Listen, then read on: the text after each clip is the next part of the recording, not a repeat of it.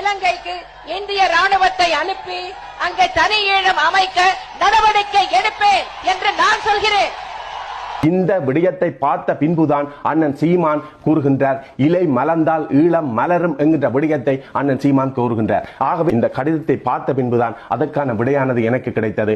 அண்ணன் சீமான் வேண்டுமென்றோ அல்லது பிரச்சாரத்துக்கு நிதி வேண்டிக் கொண்டு தன் சுயமாகவோ அந்த கட்சிக்கு ஆதரவு வழங்கவில்லை. எமது ஈழத்தமிழர்களுக்காக எமக்காக ஆதரவு தருகிறேன் என்று சொல்லிய ஜெயலலிதா அம்மையாருக்கு எங்களது விடுதலை புலிகளினுடைய ஆதரவின் பிற்பாடுதான் அண்ணன் அவர்கள் அந்த கருத்தை முன்வைத்தார் என்பதில் இந்த கடிதமானது விளக்கி கூறுகிறது என்பதை நான் உணர்ந்து கொண்டேன். ஆகவே இந்த கடிதத்தை உங்களுக்கு சில வரிகளை நான் வாசித்து காட்டுகின்றேன், நீங்களே பார்த்து தெரிந்து கொள்ளுங்கள். நடுவ பணியகம் அரசியல் துறை தமிழீழ விடுதலை புலிகள் 2009 4ஆம் மாதம் 26ஆம் தேதி.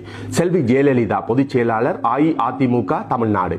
நேற்று சேலத்தில் இடம்பெற்ற அஇஅதிமுகவின் தேர்தல் பரப்புரை கூட்டத்தை ஜெயா தொலைக்காட்சியில் பார்த்தோம். எமது தலைவர் பிரபாகரன் உட்பட தளபதிகள் எல்லோரும் அதை பார்த்து மகிழ்ச்சியும் உற்சாகமும் அடைந்தார்கள்.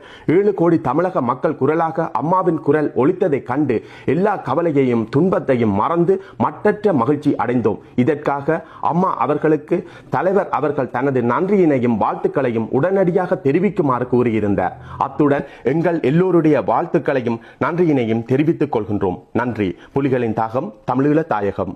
ப. நடேசன்.